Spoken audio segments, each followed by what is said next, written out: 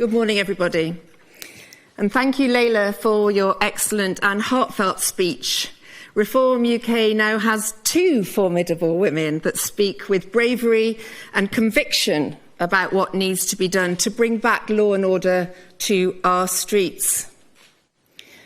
As a magistrate of 20 years, I believe I am more than qualified to talk with confidence and experience about the changing face of our courts, our prisons and our society, and qualified to have strong views on the urgent reforms that our judicial system needs to restore the trust of the British people.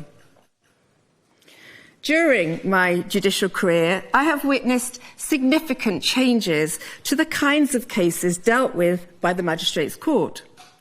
20 years ago, I would deal with numerous shoplifting cases, but in recent times, individuals being prosecuted for shoplifting just doesn't happen.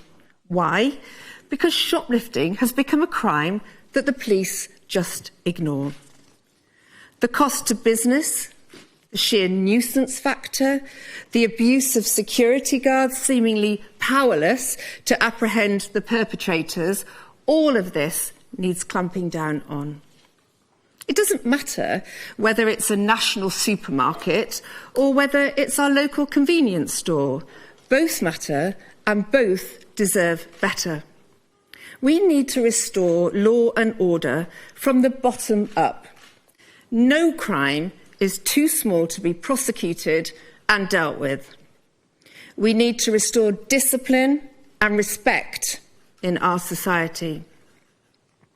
Interestingly, one of the last cases I dealt with was a Romanian OCG, organised crime gang, that was running rampage across the northwest, shoplifting on an industrial scale. A good example of how the courts have become reluctant to administer tough justice. I was advised I couldn't send these criminals to prison because they didn't have a criminal record in this country, and as such could not be given a custodial sentence. I'm sure it won't surprise any of you in this room to know that all four were duly sent down immediately under my watch. And yet, of course, now, under this woke Labour government, we are experiencing two-tier justice, where someone who writes an ill-advised tweet goes straight to custody, possibly for 30 months, even with no previous criminal record, or in fact, any dealings whatsoever with the police. I have two Lucy Connollys in my constituency of Runcorn and Helsby, one of whom I visited recently in HMP Kirkham. He was released last week on licence, and the other one is still in there until September. What shocking examples they are of inappropriate, politically motivated sentencing. Furthermore, the rise in antisocial behaviour and sexual violence against women and girls in our communities is alarming. And whether we like it or not, both are related to the influx of migrants from certain countries, particularly Afghanistan and Eritrea. We know that Afghanistani men are amongst the largest group of migrants that commit sexual violence against women. I am constantly accused of scaremongering on this issue, by the woke Labour blob. But the British people will not be lied to anymore. We know that we are heading towards a crisis point in our society. And the denial of this by the establishment is nothing short of treacherous.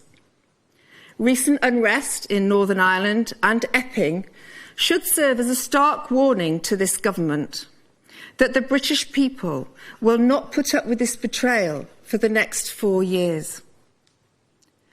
We also need to restore the confidence of the British people in our police force.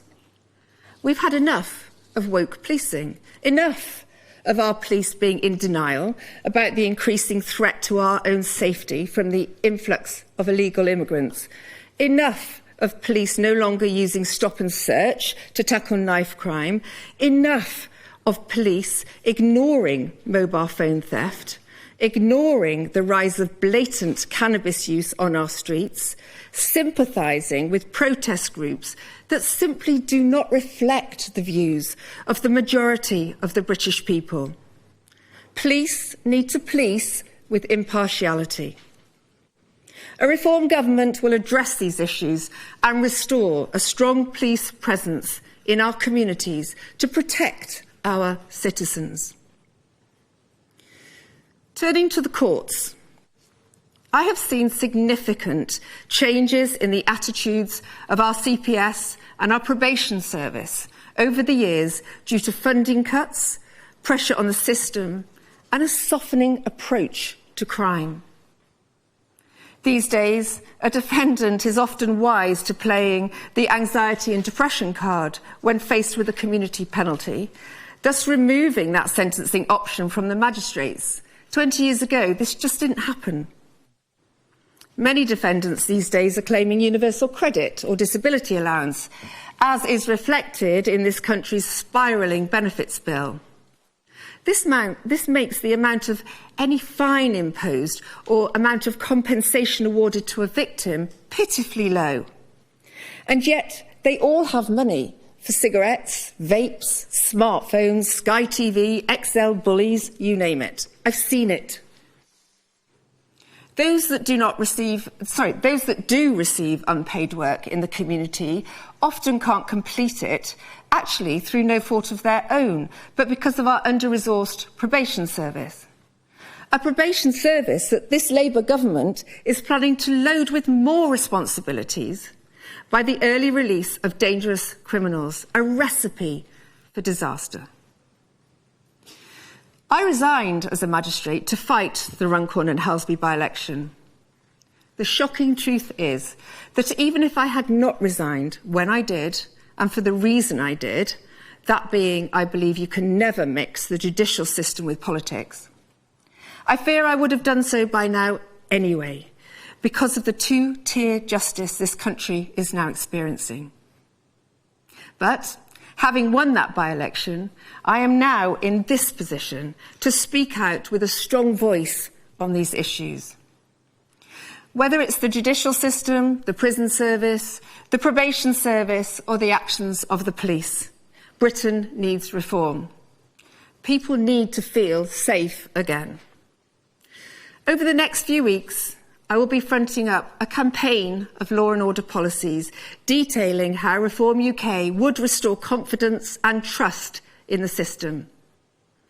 Thank you. I would now like to hand over to Nigel, who will talk in more detail about the policies we're launching today.